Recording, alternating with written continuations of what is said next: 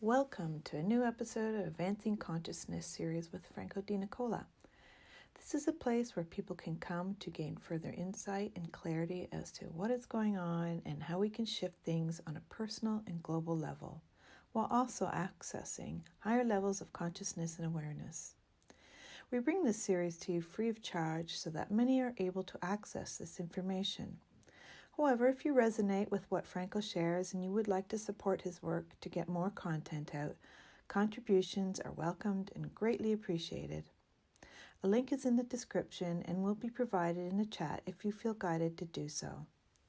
Also, we have many previous workshops, such as the most recent, Bringing Out the New You to Play in the New World, along with our membership program, Let's Talk About You, where like-minded people come together bi-weekly to talk about the topics requiring deeper understanding and clarity.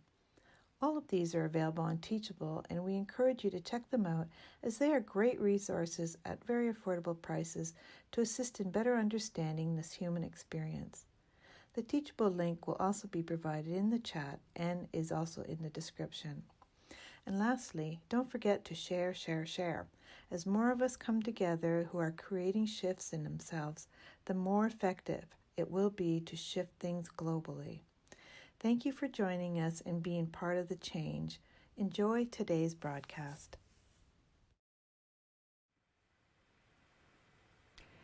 Welcome everybody to another episode of Advancing Consciousness series. This is a series that stimulates and reactivates what you already know within yourself so that you can involve it and use it as an instrument, as a way to navigate and design your life completely anew. We've all been playing an older life, and we've all played through what we call the inverted matrix, inverted 3D, 2D, and now we're on this new platform where we are fully engaging every aspect of ourselves and bringing things up to the next level. So welcome to episode 33, and today we're going to look at why are we the way we are? Big question in a way. Why are we the way we are? You know, I know along the series we've talked about a lot of the ways that we see our life, how we shape our life, direct our lives, the choices we make and so forth are all program based. But is there more to that? How do we even take on these programs?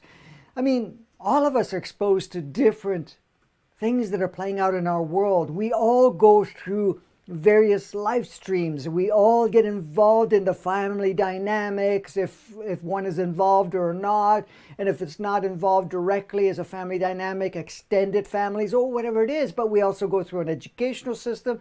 We go through a programming process and so forth, through what we call the mass media and everything else that we've been exposed to, plus playing the game and observing others. So we're exposed to a lot. However, each one of us is taking on a different role. Now, the basic fundamentals, most people do take on certain ways of relating with life and actually adopting ideas, concepts, perceptions, belief systems, including various patterns, programs, and so forth, to be able to navigate and play this game of life. Now, of course, we understand the game of life with this beautiful, elaborate video game that we've chosen to be here. But at the same time, there's differentiation of how you play the game, what roles you take on, what engagements you get involved with, and so forth. So now we need to look under the hood a little bit more and take a look at even more of the mechanics of how things work so that we can look at how we operate. Now, many of us have been feeling the powerful push within ourselves to create a powerful shift in ourselves, to really change the way of life you've been experiencing, what you've been doing, and also what choices you've been making and how you see the world. You really are bringing forth another aspect of yourself that really may not match completely what you're seeing around and all the people you're engaging, But that is becoming much more powerful within you so that you can actually step into that much more fully. And this is why now people are questioning themselves even more. Is this really my life? Is this where I want to continue to focus? Is this where I continue to use as my base elemental construct to create new and, or in this case, continual realities? Are we going to continue this? For example, there's so much going on right now. And yes, there are more and more people that are starting to understand that all this stuff is shaking up not only our personal lives and some of the life streams that we have and certain choices and so forth, but also the systems that support what we call the planetary game. And of course, it will differ to some degree depending on where in the world you're located and what dynamics you're coming through. However, what's happening is that the question keeps coming up is how do we now bring in alignment ourselves so that our world reflects it? Because, I've said it many times before, but I'm going to remind you again because you already know this within yourself. We are the one that redesigns the planetary playground. And I know a lot of people say, well, there's a lot of influences. There are very key instrumental people that have taken as far as going to the elites and the cabals, and we're talking about all the different authority levels and kingships and so forth and whatever, that are dictating our life. They're just role players. We have to understand that they're just role players, and they're kind of pushing the polarity component. But really, ultimately, we are the ones that are redesigning every facet of it and support whatever the narrative may be. So even the narratives that are being shared and saying this is the way of life, and people are replicating it and repeating it over and over again by convincing each other this is the game of life and this is how it goes. Realistically, it's up to us individually and collectively to accept what is playing out. Now, the acceptance is changing to the degree where we're not taking things so easily and accepting it as easy as before.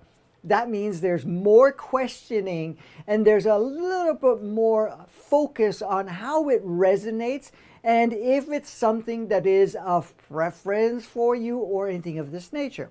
So as we see our life falling apart for many people, I'm not saying for everybody, but everybody to some degree or another is experiencing things kind of crumbling, things that are changing in themselves, and they're losing what looks like control of the situation.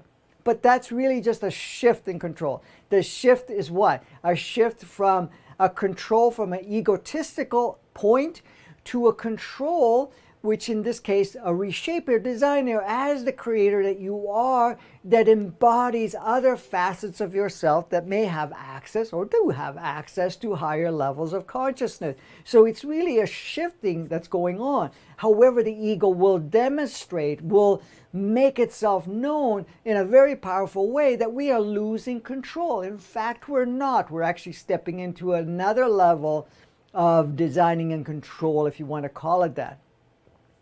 Now, that level of control is very natural because, in fact, it's not really so much the controlling. It's about really bringing whatever you have as your operating system and so forth to design using higher consciousness. We're talking about the higher consciousness of the body, the higher consciousness of the human entity, and the higher consciousness of our soul, but also the consciousness that the mind, the overall conscious mind, has capacities to utilize. And this is the beauty of it, because now our mind is a very powerful tool that we use, and it has access to many, many levels of consciousness. The mind also will receive other levels of consciousness through its third eye and also from its crown chakra, which communicates to the right brain, which takes in all this information. So it's taking information from the body, it's taking information from the human entity, from the soul, and it's also taking information from other aspects of ourselves and At this point in time, it's also taking information from the highest level of sourceness. Now, of course, it's going to go to the levels that most will suit what you are experiencing. However, the purest form of it still trickles through or comes through to create and sustain ourselves in a physical form. So it's the column of light that actually carries the information that creates the opportunity for us to experience ourselves in this holographic expression we call a physicality. And that same essence is also what supports us, what looks like a planet. And that's what we're experiencing right now. We're also receiving a lot of intuitiveness, if you want to call it that, or energy and consciousness being shared by Gaia itself through all the sentient beings and anything you consume, anything you're exposed to, every breath you take, and so forth. So we have many, many, many resources. However, we've adopted this idea that we are starting to break it down more and more as we go along, and we're doing this more powerfully, where we have created many, many limits. And the limits are in the way that we see things based on what we've adopted. Now, how did this all come about? Well, as you know, each and every one of us kind of select a reason to be here. A reason the body wants to be present as an expression of Gaia. It has what it wants to express, but it also would love to advance itself through the different experiences that it can gain. Now, even though the experiences may be polarized, it's actually allowing those polarization, and now it's bringing it more and more to that 0 point, which is that oneness neutrality point where it brings all the polarities together and creates this new state of being. So you have the body that wants to express, so it makes itself available. Yes, it does come from mom through the genetic operating system that also involves dad, whoever that may be, at this point, and creates a body, but the body requires other components for it to fully flourish into play. So this is when the human entity comes into play.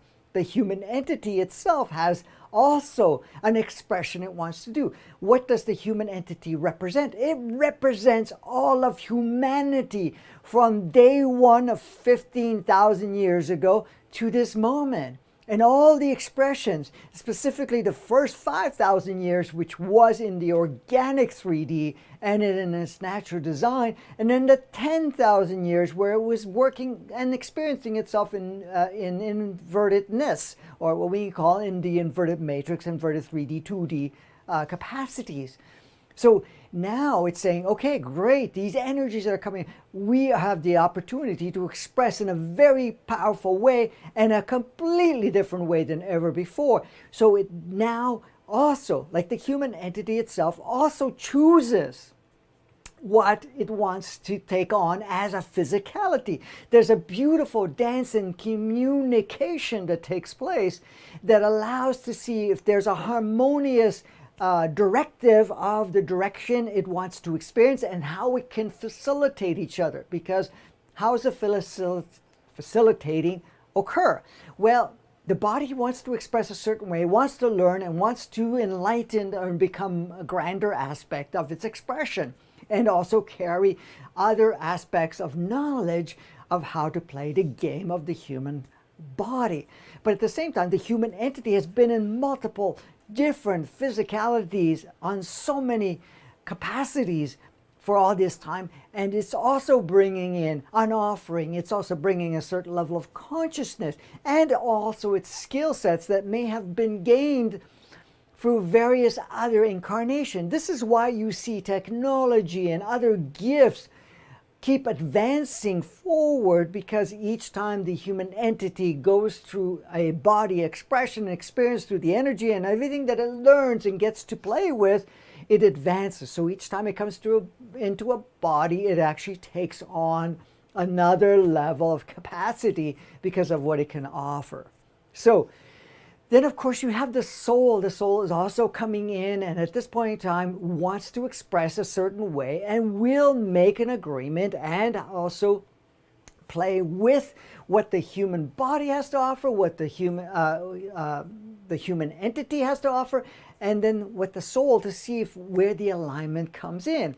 And it also has certain things it has as an offering as part of the experience, but also at the same time it's also here to learn, and it will take on what we call a physical representation. Of course, the mind itself is a very fundamental design and this powerful computer, which is also part of the body, but it actually has harnessing capacities that are not just limited to the capacity of what the body can express. It goes further than that.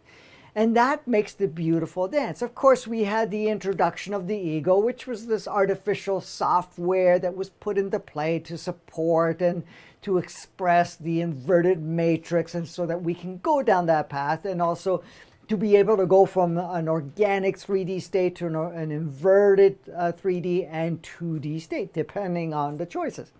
Now, in saying all of that, setting that stage, it still comes back to how are you the way you are? Well, there's a beautiful dance and communication from all of those levels to design and to bring forth a certain way of expressing itself in harmony, in balance.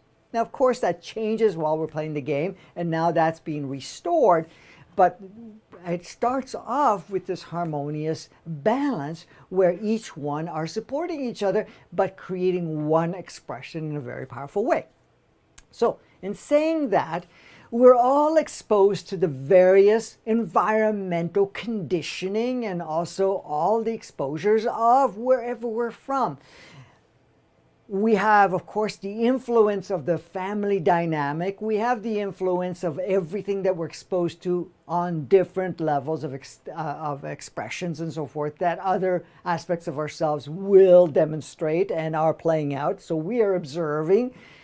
But we're observing what our parents has to offer. We are observing what the collective around us has to offer, what the educational system has to offer, what the media has to offer, and also any other insights that every other aspect of yourself, being at this point the body, the human entity, the soul, and the mind, has to offer.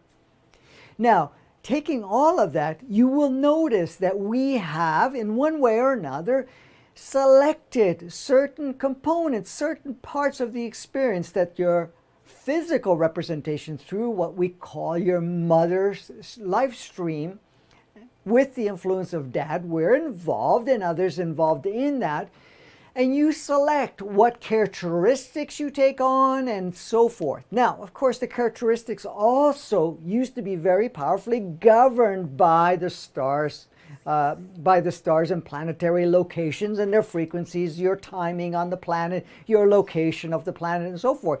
But that's all orchestrated too. So, but those are, again, are all starting points at this point in time. So you now take on certain characteristics and certain way of life from your family, from the collective, from the educational system, from the working world, and from your interactions with others on a more intimate level, or in a level where you are having an exchange of certain communications and experiences with one another. So we've taken on of that. So at this point, you've adopted all of these components of yourself and what would have represented the best of you, and you've lived it. You've lived it. And with part of that game, with everything that was reinforced over and over again, and again, we've also received codes, we also receive certain frequencies and so forth that are being shared through what we're exposed to. And some of it can be chemicals or exposed to electromagnetic fields and so forth. All of those things are kind of stimulating certain parts of the experience, stimulating certain codes and so forth of operating. However, we're still choosing what part we bring in or not into the experience. So we can turn on, turn off certain parts of it, or we choose to not turn anything on. That's the beauty of it. So here we are, and we're now experiencing this live stream, and based on this live stream of what you wanted to experience. Now again, just to remind you, this is a collective experience. It's the experience that the human body wants to have. Of course, the human entity, the soul, and the mind as the participant, and so forth. So you would have made a series of choices. You would have taken certain directions. You would have adopted certain ways to express yourself and play the game of life. And there is an excitement about playing the game of life, except the ego's kind of created the opposite, taking the excitement out of it and only limiting the excitement to certain experiences and so forth, and not allowing yourself to be able, in one way or another, to fully experience that part. So here we are, you're having these experiences. There's an excitement of these experiences because each and every experience, every moment, in one way or another, is different. Even when you are repeating your life, what looks like a complete repetitive pattern, that there's still a difference that is expressed in experience based on you changing and the environment changing and everything around you, energetic, and also the playmates that you're involved are also changing all the time. So you've come through a life stream. You've gone through different stages of your experience up to this point in time. And of course, like I said, you made some choices, you took some certain directions and so forth. Now, the exciting part of it is that when you're looking at from the aspect of the physical, the human entity, the soul, the purest form of the mind's operating system, it just sees things for what it is. A sequence of experiences and opportunities. Sequences of experiences and opportunity. I had to repeat that. To basically get an experience involved in it to advance itself or to expand its view. That expands how the body experiences things, your human entity experiences things, and also your soul and the mind's operating system. So you made various choices along the way, and those choices gave you a sequence of experiences, and in all of it, it's seen in perfection. There is no error, and I've said this many times, but I need to repeat it. There are no errors. We make choices that are certain ways. Now, there are certain things that can look like errors because of the fact that, we're repeating it and saying, well, why do I keep going in this pattern? Well, the pattern is repeated until you get to the saturation point or to the point of understanding that I actually have more choices and I can make a different choice. I can go in a different direction. And that's the thing. Now, also, even the idea of misunderstanding something or picking up an idea that may not be in aligned with the true knowing of how things function. That is still part of perfection. That is still part of the experience because that's what we chose to do. We're not here to make every step perfect, because if we choose to do that, when I say perfect, we're already making all those steps perfect, but to the viewpoint that appeases the ego mind, or what we say, okay, these were better options based on how you're looking at it. If that was the choice, you had the opportunity to do that at any point in time. Please understand that. You had the opportunity every point in time. You're never disadvantaged. You're never limited in any way, shape, or form on the choices you can make.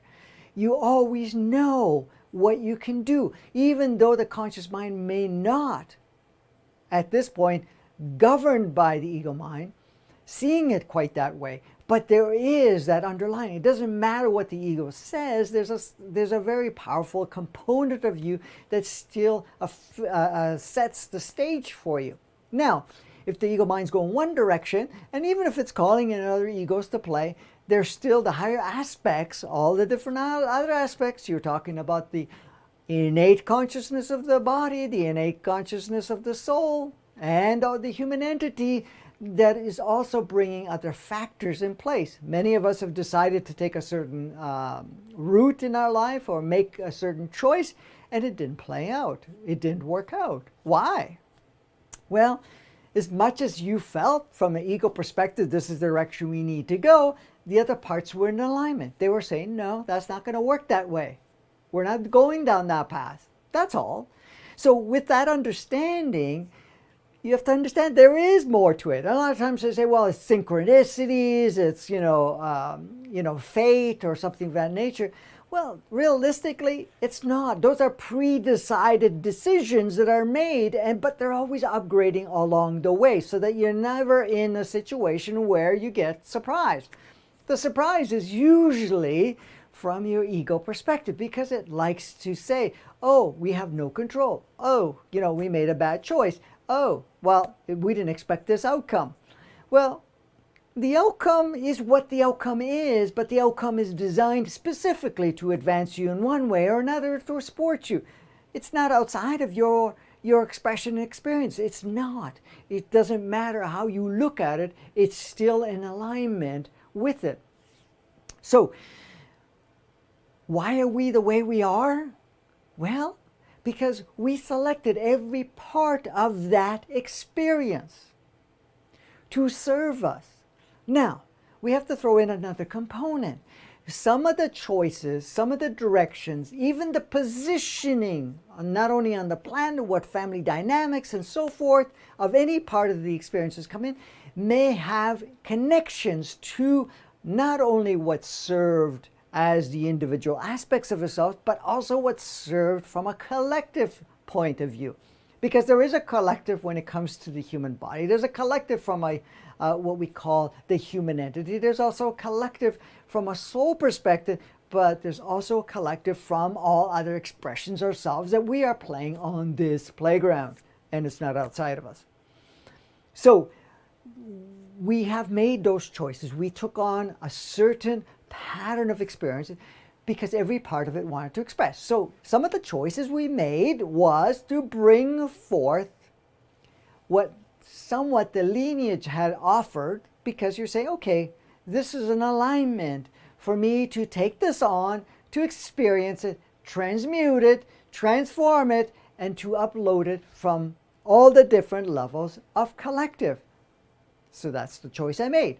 So I'm going to go down that path and we're going to utilize that. So this is why sometimes we're looking at what looks like past lives and so forth, because those are certain parts that, at times are from the lineage. Sometimes it's the past lives of your soul and the past lives of your human entity that wants to be expressed or learned in one way or another because it didn't have the opportunity in previous lives in the same way.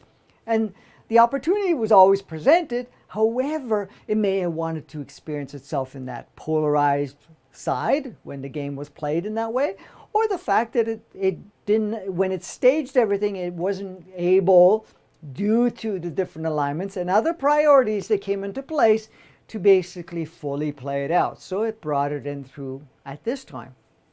Now, with all of this coming into place, we also took on the idea that the game of life is the way it is, and that it is not really that changeable. So what we've done is we created what we call a framework of how to express and experience ourselves on this playground.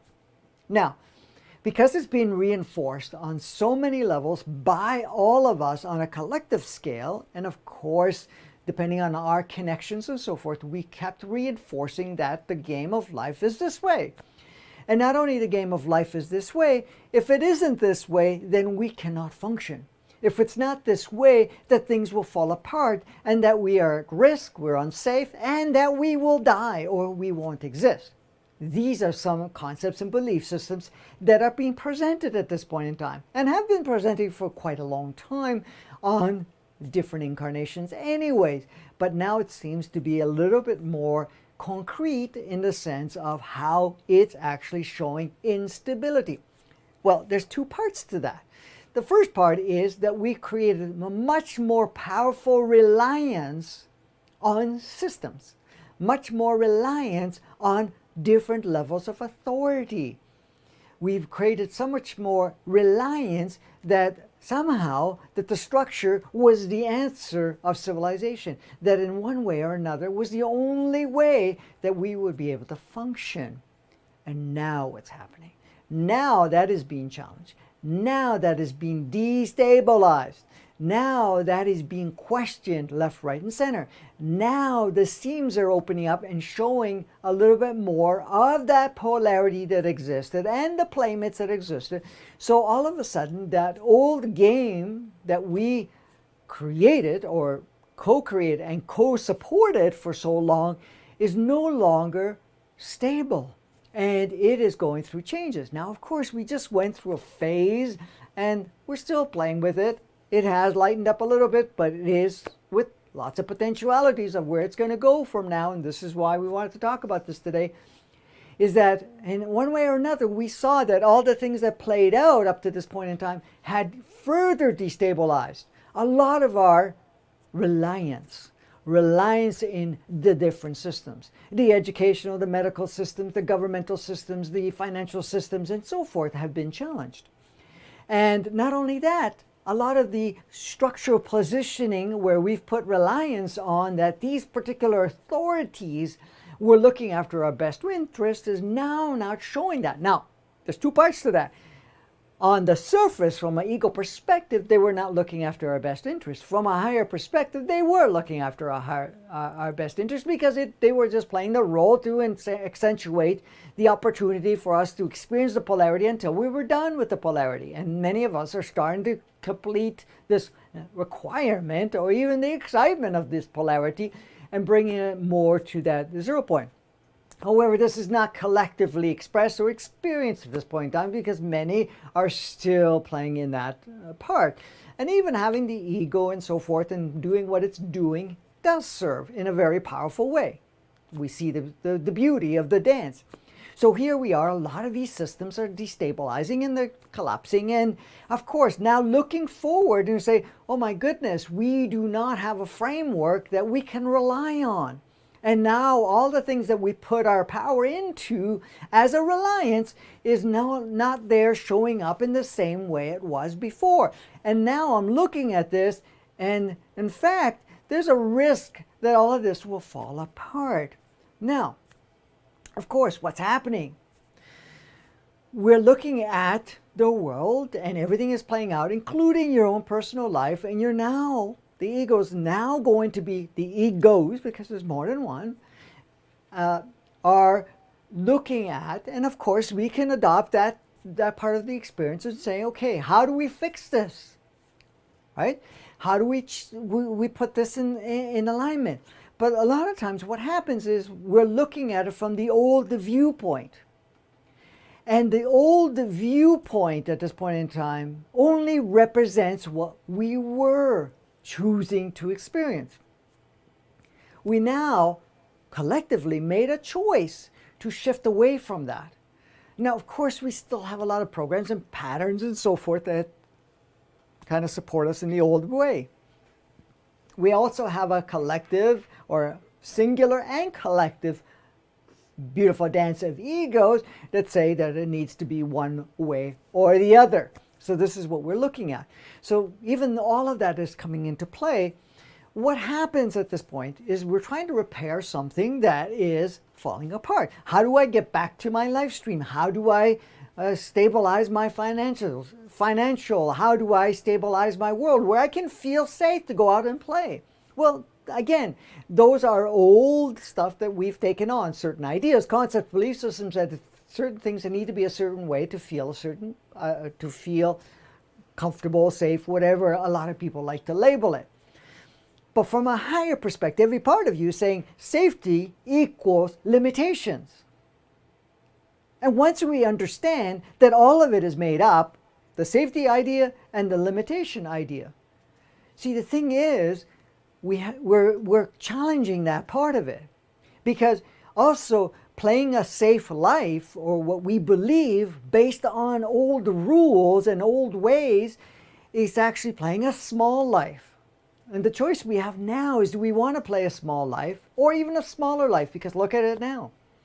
our life actually got even smaller because now you are less free to get together with other people, less free to get together in the old ways of experiencing yourself in a gathering and so forth, and more limited in the sense where you are small because your world is not as free. Now you got to wear masks and you got to do this and you got to do that. I know this is all going to fade at some point or another, but this is emphasizing the restrictions that we have now accentuated to be able to see that we are living a small life. So one of the things is, now are we going to be afraid to connect with each other or hug each other or even go anywhere and do anything because of this so-called virus or whatever is called out there, whatever is playing out, or anything else at this point in time? Because there's also the racism and all that other stuff that's playing out and so forth. So all of a sudden it's not safe. But that's only accentuating the thing so that we can actually see beyond it. A lot of times we need to be, compressed further and further, and that's what we've experienced. We've experienced not even leaving your house. Now, of course, we started to do a little bit more of that, but some of the countries right now are shutting down again because of whatever. And, the game is played the way the game is. Is it true? Is it capable? Is it really the way it's being presented? Or is it something more than that?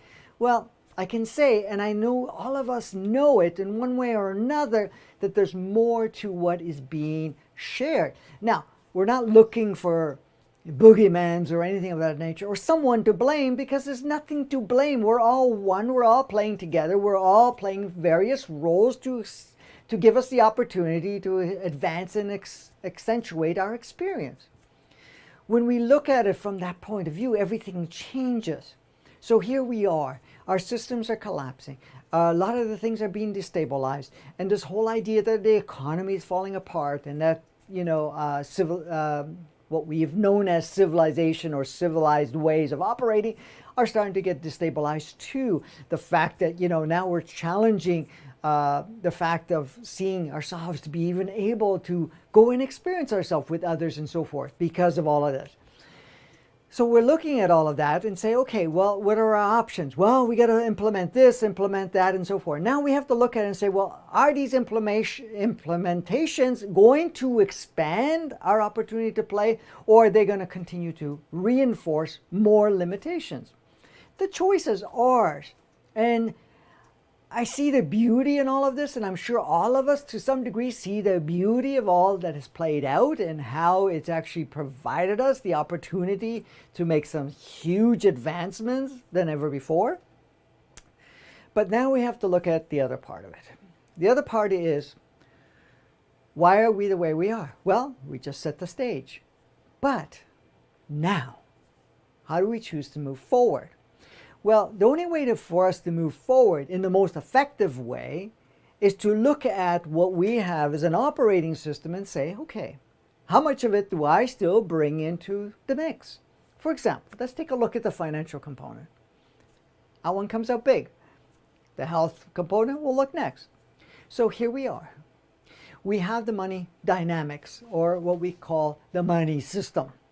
And now, of course, everybody's talking about the fact that they're printing all this money, they're giving away all this money, depending on what country you're in, of course, to be able to stimulate ourselves to be able to be, locked down and also survive, so-called, and also having certain businesses be able to still stay open or with the capacities to open up again once some of the other stuff is lifted. And they're looking, oh my God, here we are. We're stepping into a situation where we're going to cause hyperinflation. Here we're going in a situation where we're going to get deeper in debt. Here we are going into states where, other people are going to get rich, other people will get poor, and that we're not going to have jobs. So here we're not going to have an income. We're not going to have certain things because a lot of people have lost their jobs. Those stimulant packages and so forth may not be there very long. So in fact, there's a concern and a worry of what we do. But the default and what is being projected is, well, we need to find something else. And the something else a lot of times is still a reference of the old way of looking at it, which is still within a confine of what the experience is. So when we're looking at this right now, This is where it comes in, where the fact is, okay, we need to look at this much more clearly with open eyes, with an open viewpoint, where, all right, what do we do about this? We know that the system we played up to this point in time had fragility to it. It wasn't very supportive on many levels. First of all, we have to look at it and say, well, for us to play the game, what we call the financial game, we had this idea that we had to go to work and do certain things, and we had to invest a tremendous amount of our time. I know some have invested less, but the investment is not only your time, your emotions, your energy, your focus, all of it shifting away from really your preference of what you want to do. Now, I'm not saying that everybody, there's still a small percentage that love what they do. However, what they love to do in most cases is something they've adopted. Is it truly to the core of their foundation of something that they are choosing? Or they loved at one point but also are seeing the limits now and are choosing going a different direction. So from a collective perspective, we invested most of our life under the idea of this financial system, meaning that you come onto the planet, you're in a physical form, and you're already being taught the game of life. You're being taught and prepared to go through an educational system so that you can provide for yourself, which is a very interesting concept, which is absolutely amazing, and at the same time, no longer supportive. So we go through the educational system to learn how to survive, learn how to flourish, or in this case, how to be able to stay and play the game. Then from the educational system, now you go out and look for work so that you can make an income, so that you can support yourself, that you can support others too that may come into your dynamics, that may be under your responsibility of some sort. So here we are, we invest from the birth till now, and then really until you get to the point you've achieved a certain level or retire, you're still living under that game or that stream where there's so much focus on the financial. Now you retire and then there may be concerns unless you built some nest egg of some sort, which is always, fragile too, to support you. Now, if you're not prepared in that fashion, then you're looking at how can I make my life as small as possible so that I would be able to extend these resources, still not knowing how long you're going to be around, because you can unplug yourself at any point in time. So you see how much focus is put into this monetary system. Now, of course, when we understand it, and many of us are starting to look at it, that, the monetary system was not a true design. It was never part of our true experience, but it was adopted and brought into it to keep ourselves distracted from being ourselves, to experience ourselves and so forth. Now, saying that, it still gave us an opportunity to experience certain parts of it, polarized or otherwise, and given us the opportunity to be able to be where we are today experientially. However, we're looking at it and say, okay, well, I invested a large sum of my time and energies, and some people say my youth, doing and playing this game, with the carrot always dangled that once you get to a certain point that you will have what you call freedom. Very interesting. The whole idea of freedom, that you have to earn your freedom, that in some way, unless the monetary system is not there, there is no freedom. Unless you are, got everything together, there is no freedom. So in fact, true, you experience non-freedom because as a kid, yeah, you get to play, you have a little bit of freedom, but you're under a certain mandate because you have to play the game a certain way. Educational system removes a lot of the freedom of expressing, experience yourself, because you're becoming conditioned and programmed to play a particular role, and then the working world and so forth. So we see that. Now what's happening? With the systems going down, the whole idea that I need to get another job and do or build a new business or find another way to make an income, there's a lot of focus on looking on that. But the question comes at this point is, does that make sense? Do we want to still carry on that way of life? Do we still put the focus on that we need to earn a living? That in some way we have to go do something we may not enjoy or like, or that give away a lot of our opportunity to experience life the way we choose to experience, for this whole idea of creating financial, what's the word? Stability, financial abundance, or wealth, whatever you want to call it, through this whole idea. So when we look at it and say, okay, well, this is falling apart, are we going to force to rebuild that so we can get what we call the economy rolling? When you really look at it from a higher perspective, what is this economy? The economy is just a set of rules that have said that we need to continue to exchange, and we need to create some services or products of some sort so that we have what we call money flow, so that everybody is flourishing, which is very interesting from an observer point of view without being totally conditioned through the what the programming says, where this has to be the case. But if you really look at it even further and ask the question, look at all the products, all the services that exist right now. How much of it is really very beneficial and supportive? Because the big question, and which I have been observing from childhood, is that I've seen a lot of what is being done as an industry, as different jobs and so forth, are pretty well made up ways to keep yourself busy. In fact, it's a make-work project. But the make-work project takes your life. And when I say takes your life, consumes a huge amount of your time and life. And so it's like, wow, that's very interesting. It's part of an experience, absolutely, and so forth. However, is that what we want to continue to enforce and replicate?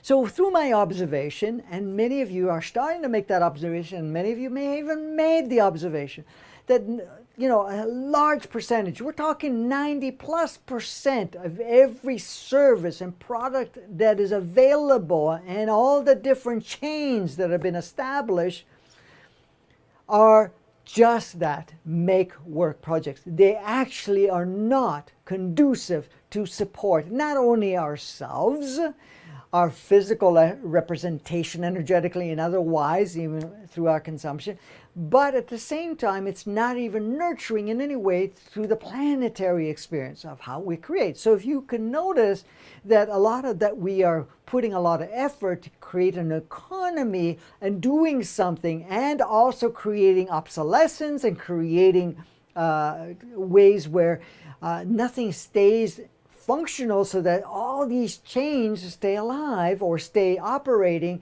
under an old modality. So the question comes in, do we still support that? Do we still want to choose that? Well, then it comes the question is, how is the money coming about? Well, let's take a look at that. Let's take a look at what is this money scenario all about? Where does it actually come from? From my observation, and I'm sure many of you made that observation, and many have been speaking about it, it's made up. It's not real. They're just digits on a computer. They're all little pieces of paper, little pieces of plastic, little pieces of metal. Or we carry these digital cards, or whatever you want to call it, and they're just moving numbers, but they don't come in from anywhere. How does the value go? It's a value that we fictionally apply to it.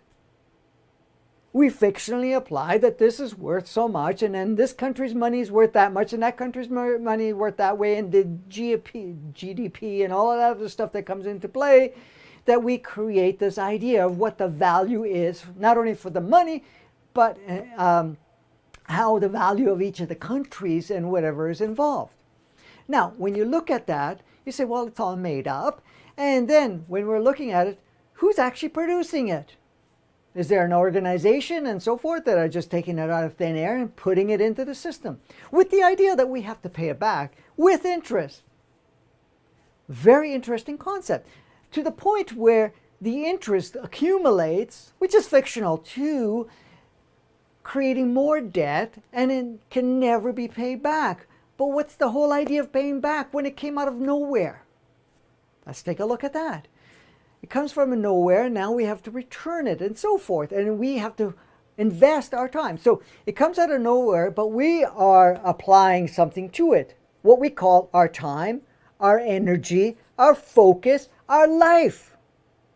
I know I'm saying life, meaning that you are now investing a certain amount of your time, certain amount of your life stream, and your freedom to play the game, to support something that's very fictional. And the idea that if we don't have money, we don't get services. Well, when you wipe out 90+% of the services that are existing, including products, because they're no longer necessary, then guess what?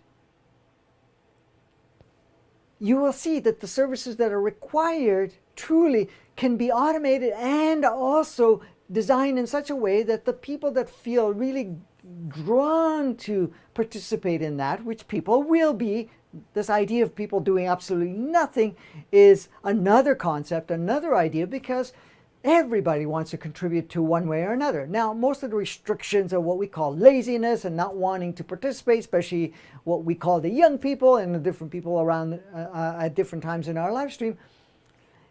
If you ever actually look at it, and the questioning that I have also done when I'm having a conversation with people, asking them, why do they feel that they want to participate? Well, most of the reason that I received was the fact that they didn't want to play the game.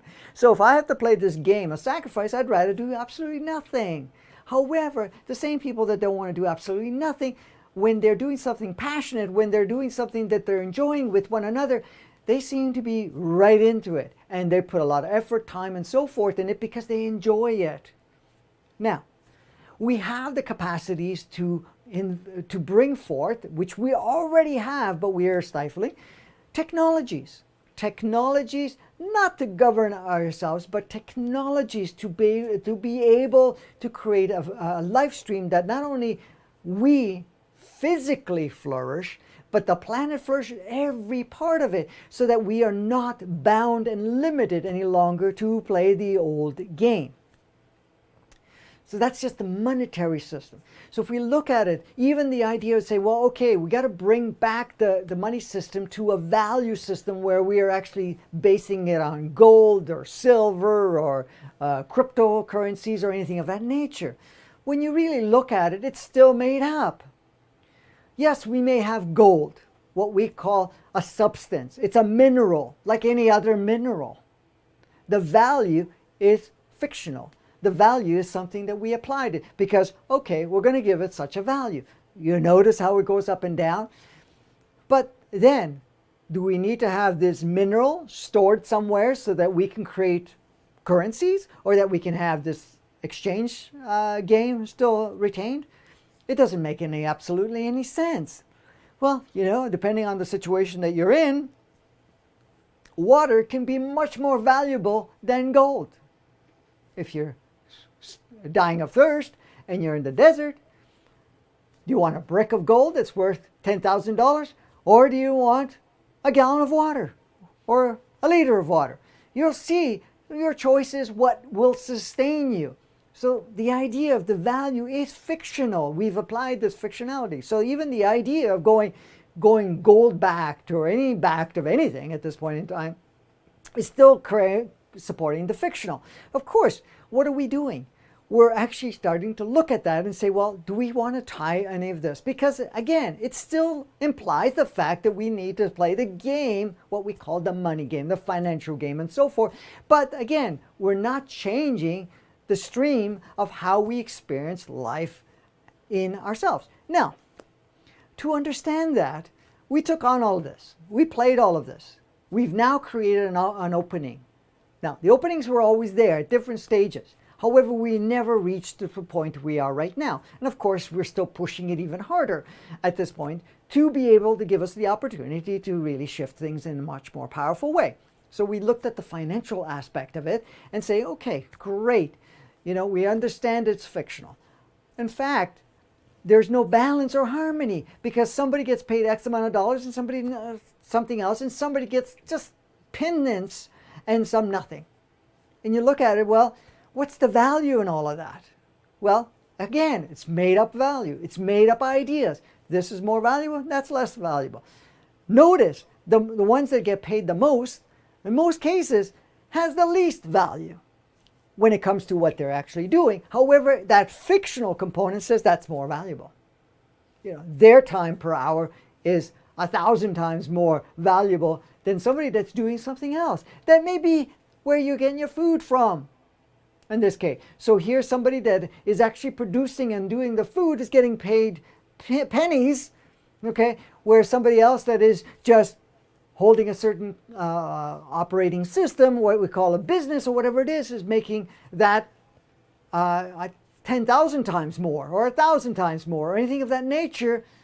And all they're doing is giving directive and so forth. You say, well, okay, it's the part of the game of the life. They're bringing more value. Well, the value wouldn't exist if the ones that are working it. So the point is, I'm not, judging any part of this, and this is not the point here. This is just to look at how we've created these false ideas of what value is. It goes back to the money system. It goes to anything. The same thing with people. The whole idea of the value of people. Well, we're all valuable. We're all source. We're all powerful beings. We're all here having different experience. Every one of us is a piece of the puzzle that makes up this full dynamics. And it doesn't matter what role you take on. However, at this point in time, in the system that we've been playing, we've created fictional values. Yeah, okay, bring more value by providing more value to people. Yes, sure, we all do that if we choose to do so. So in this case, well, when you apply what is impactful for them to change their lives, then yeah, you can say, well, that's more valuable. But the thing is, every part has a value. Every part is a requirement in a sense. So here we are looking at the money system and say, do we need to still support this game? We're getting to the point of realization. And of course, it may not happen overnight because we're still putting that. So we'll be going through the different bridging at this point. But what is being challenged at this point? Why are the way we are? Well, are we still choosing to play that game? That's just the monetary system. You had a question. Well, Valerie's asking, we don't want the money system, but we're still trapped in it. So what you're saying is that bit by bit, we have to do things in a way that we're honoring our passions and stuff to shift into a different way of giving to the world and to each other so that we can sustain ourselves in this world. Yeah, again, the temporary sustainability is part of the game as it dissolves. So in fact, what we're looking at in what you just questioned is it starts with the power we give to the system. See, the first part of the changes that occur is saying, okay, I see the game. It is just a game. I see the fictionality of this game. And of course, the fictionality has proved to be of service while we were playing in the polarized game and doing that this is not important. This is not what governs me. This is not the way it needs to be. So more and more of us, as we start saying, hey, we do not need to support the system as is, then we can create something new. And this is what changes not only us, but changes the world. And that's just the one part is what we call the monetary system or the financial system. We start looking at all of that and you start saying, okay, great game, great, whatever we played, but do we still support it? Now, for example, there's a lot of concerns, like I was saying earlier, that, all of a sudden the government is issuing money and so forth and borrowing trillions of dollars and whatever else, and it's coming out of thin air and so forth, and it can change all of that. Well, of course, there's all this concern. But the concern is based on the game. and what is a set of rules. And this is the part that made us up to this point in time as a way of life. But now we have to start seeing outside of that so that we are not, in one way or another, continue to support that part of it. So it starts with us to see outside of those restrictions, those ways of seeing life. And that's how it starts. So those parts are the parts that are changing at this point. And that again applies to other parts of the educational system. We'll look at that. Well, what is the educational system designed for? To create us to, or in this case, program us to play the old game. So now the challenging is, what importance is being offered here? What can I actually utilize? And what I'm learning, is it actually accentuating what I choose to be doing as an offering or as an experience in my life? So we now need to look at it and say, okay, what is obsolete here? The majority of it is obsolete. What do we want to put our focus in? We're going to put our focus, yes, to expand our way of seeing life and experiencing and so forth, but also how we'd like to create our world. So we get to the point of where we start to see outside of any programming and conditioning that we've adopted and say, okay, how do I recreate this? What is my way of seeing this? Where's my focus around how to design this completely new that matches? This is where it becomes very powerful for us to visualize. And when I say visualize, I'm not talking about the old typical visual, is to actually be able to see and experience that world. So if there's a part of the world that you want to see within, then focusing on that, closing your eyes and seeing yourself in that world and paying attention to it, paying attention how it feels, and continue tweaking it as you do that, it already starts to change and rewire you, stimulate that higher knowing within yourself, but it's also streaming into the collective as potential options. In fact, those options are most matching. Now, of course, there's many more people that do that. It actually destabilizes things even more and creates further. So the whole thing is about people coming together and saying, okay, how do we really want to design this game of life? Now, the bridging might say, okay, well, we need to have whatever it is. But at this point, we're also looking at it. Because it was just a few days ago, there was a couple of economists and so forth, and they were talking about it on a YouTube a video about the concerns that they had about the crazy spending, the giving up of the money and so forth, and the deterioration of the educational system and all of these things, that it was going to be the demise of humanity. And it was very humorous to watch, because when you're looking at it, you say, you're kidding me. But that is the belief we accepted. But we need to look outside of that and say, well, really? Just because we have a certain amount of circulation of financial, and that certain businesses and so forth are not sustainable any longer and are not, playing out a certain role in society and so forth, that the world will fall apart. Well, maybe we want the world to fall apart in that old structure and create a new operating system, a new structure, which is matching who we're becoming. I mean, the thing is, our whole universe, galaxy, solar system, and planet is going through a transformation. It's going through an upgrade. With that upgrade, we cannot play any of the old world games, because that is no longer matching. You were going to say something. Belinda was just asking, how do you see this happening, Franco? And you were sharing, that we need to see the systems in a different way, or that they're not even in existence anymore. And Correct. we have to apply our own thoughts and feelings towards what we want to see. And this is how you see this shift in the systems and how they go down. Yes. So that's already happening, because a lot of people are questioning things. But now, by envisioning it with you, now you're tapping into your heart, you're tapping to every aspect of yourself, meaning your soul, of course, that's why we're focusing on the heart, your solar plexus, your human entity, and even your physicality, and see yourself living that life. Now, we have to look at the life, and you question it as you're, envisioning it.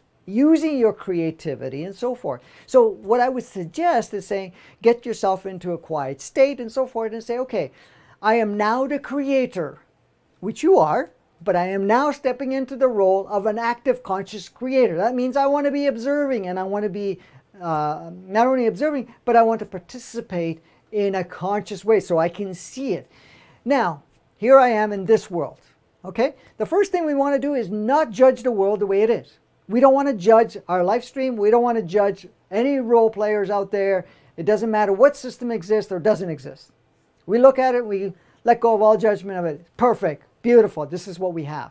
Now, then you tap into it and say, okay, as the creator that I am, how do I design the world right now? How, if I am part of this creation, I am the one that's involved here, how do I create it? Now, are you going to create, well, I have lots of money, toys and so forth, or are you going to create something where you see that you're not bound to anything, but you have whatever you require, or you see the world in a way where you don't have the haves and have-nots, restrictions and so forth, or a devotion of a certain amount of time to give your life away, in a way, to play the game. So you say, okay, well, I'm going to redesign it. How do I redesign it? It's like this. You're now the architect creator. As the architect, you say, okay, I'm going to use my highest aspect of myself, and you can use the steps I've shared before in other videos or in other episodes where, you can call in your soul, activate home frequency, activate the highest source essence within yourself that your body can sustain or maintain at this point in time, and then go into that and say, okay, I'm the architect. How am I designing it? How do I design these parts of it where it matches? So as you're seeing the design, spend the time to tune into it and feel, how does this feel? Okay, so you can see that you created something. How does this feel? Needs a little tweaking. That feels pretty good right now. And then, you're not locking everything in concrete. So you're just, what you're doing is you're rewiring, reprogramming, stimulating these higher levels of consciousness.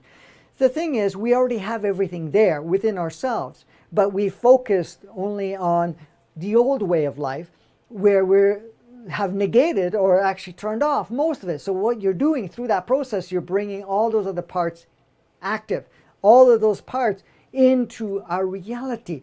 So then all of a sudden, all of the things that we've accepted as a way of life, there's no judgment about it, but it no longer is part of the creation. And as you're doing that, you will see that the way you feel and experience life changes within you.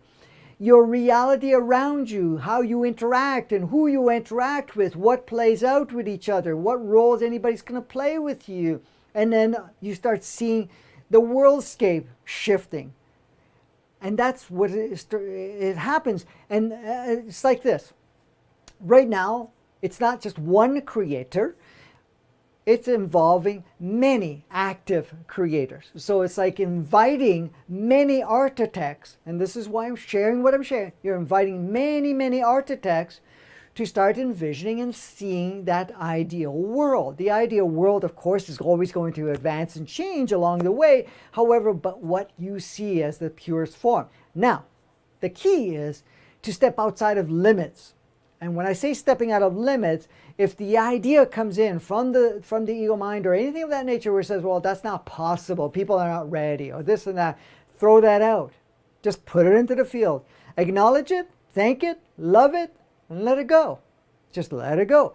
And what you're doing is you're not letting that influence and create the restriction. So that way your imagination expands, your capacity as a creator architect. So I can relate to my experience in the mechanical engineering world when I was playing that particular game of life many years ago. When I was playing that role, one of the things I noticed is that any other engineers that I was working with, they were working under the base and confines of what they learned and what others have created and what they believed was the right thing to do because other architects have done it. So they created a lot of limits to its imagination capacities and so forth.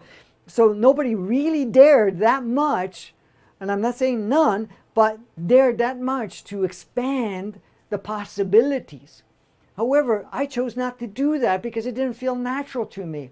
And when I was working with them, I always threw in other viewpoints, and they say, oh, that's not possible, that's never been done, or anything of that nature. And I go, yes, the more reason for us to focus on it and to see what we can do. And that brought forth some solutions and also advancements that wouldn't have been so easily accomplished if the game was played the same way. And I remember certain things were saying, oh, that's not possible, that's never done, I never learned that in school, or whatever it is. And we're talking about mature people that were in their 40s, 50s, and so forth, that have been in the game for quite some time. We're saying, well, no, it can't be done, it can't be done. And I would say, well, let's find a way to do it. The reason we're doing that is that I want to expand our possibilities.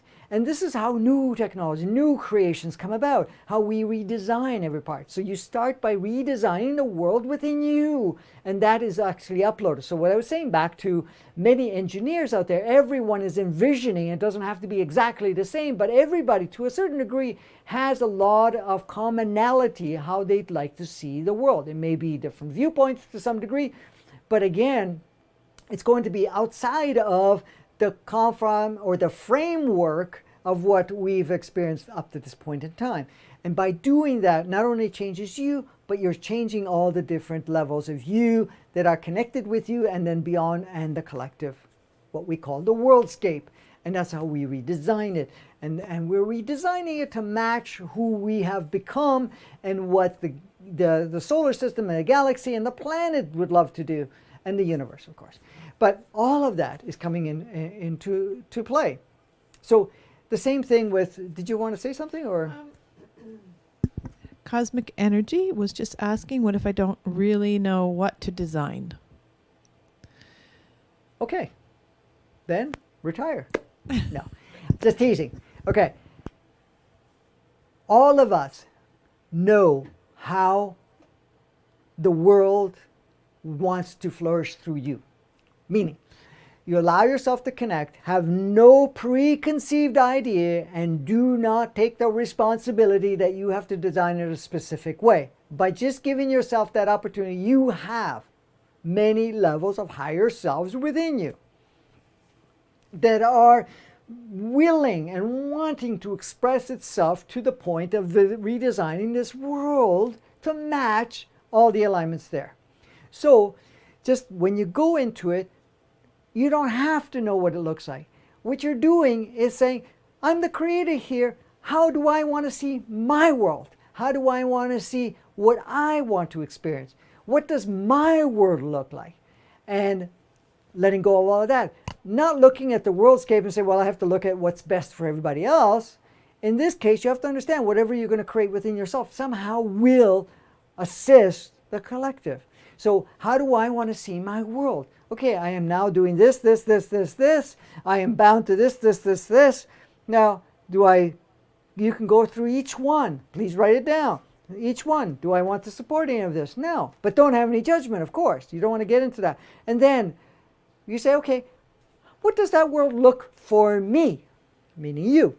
How does that look for you? And when you're looking at it, say, okay, I'm designing my world. What does it look like? What do I do each day? What direction do I take? How do I like to see other people? How do I like to see the planet? Seeing the planet being very green, lush, and so forth. The air is clean. Seeing yourself, with beautiful, fresh food and whatever else. Seeing yourself enjoying, feeling healthy, feeling well, feeling, free, and so forth. Any part of that, whatever that represents to you, go through that exercise within yourself. So create the world that you want to create within yourself. So if you were given planet Earth and you were the designer, say, well, I want to design it around me. Because as you're doing that, it's also being streamed into the collective, and then all the different versions coming in together, and most of the versions will have commonalities, will actually start to solidify to create the changes. Even if the first part is to finish collapsing some of the older structures. Because we'll look at it this way, and I've said this close to 15 years ago, if not more. The whole idea of, well, how about if the economy falls to the point where the money system, bankruptcy, and all of that stuff. I said, well, for a little while, people, if they're holding on to this idea, will go into shock and then say, well, what are we going to do? Then what are they going to do? They're going to go, okay, you know something? We don't have the system, but we're flourishing. We need to flourish here. We need to survive. Not the word we like to play with, but we'll play with it right now. What do we need to do? Well, I have this skill. I have that skill. We have certain things. You know, even if everybody turned off the switches of the factories and whatever else, because there is no money, and say, well, we're all going to starve, or we're all going to, go into demise. Well, forget about the money. Let's turn everything back on. Let's get it going. Because the collective will say, okay, let's do what we need to do. But then there will be more sharing. And with that intent, then we start looking at what is really necessary and what is not. Because like I said, 90% or more is not really absolutely necessary, and coal holds on to a lot of older systems. For example, when we're talking the fossil fuel world or energy sectors which are, using oils and so forth, just unplugging that will collapse multitudes of different industries, which, is only held in because of the fact that we have the idea that we have to keep this work. Same thing with the monetary system. You unplug the monetary taxing system and all of that stuff, and how many chains of industries disappear. You take a look at all the replication, and you get rid of all the replication and start creating things that are sustainable, things that are really required and are supportive, and allowing those technology. It collapses many things, but it also brings more of it. So the fact that we don't have to now work 40, 50, 60 hours a week, or sell our soul sort of thing, and I say that loosely as in a playful way, to do something of that nature, then we get to use more of our creativity because we have the capacities to do that. You were going to say something. Yeah, I was just going to say, Janine is saying imagination is almost blocked, but I feel too that as we take our power back, our imagination will return, because we have been in such a programmed state. Yep. Of course, our imaginations have been blocked by being in the state we've been in of with the blinders on, and we haven't been allowed to see beyond this 3D, inverted 3D world. So it feels we take our power back, the imagination will blossom more and more as we go along, and then it'll just get easier and easier to create from that space. Absolutely. And the thing is, take baby steps if necessary, because at this point in time, you can't envision a whole world. Envision one little part of your life that you'd like to change, and without getting in the, oh, it's too late, or that it's not possible, because those are the things that you want to acknowledge, thank, love, let go. You just start changing little parts of your life. You start to see those little parts, and then those parts will expand to more parts and more parts and more parts, and then you start creating your immediate reality more and more. First, it's your live stream, then your immediate reality, your connections to others, and then you start seeing it blossoming throughout the world. And that's it, because it starts with you. Like Kimberly was saying, we've been so conditioned, programmed, and so forth that we, have been living such a small life that our imagination has shrunken, or at least it looks that way, because of the fact that we've limited ourselves in the creativity. It's like anything. People talk about if you exercise your mind, you use your creativity, more of it comes along, because it's like a muscle. It atrophied if you don't use it. Imagination atrophied. And if you start using it, even in the smallest part of it, and allow the imagination to go wild. This is the thing. And don't think, oh, that's not real. It doesn't matter if you go off the scale on the other point. That already creates certain openings, and then it gets more refined and retooled along the way. Go ahead. I was say a good exercise that you could do to help work your imagination muscle is write down. Just take a journal and just write anything you that comes to mind that you would like. Just like and go wild. Think of everything and anything and just keep writing it down. Keep doing it because it just opens up all the possibilities.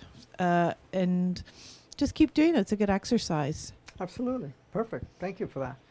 Yeah. So this is what the thing is right now is that you're redesigning yourself. And that process has already started some time ago and it's accentuating right now.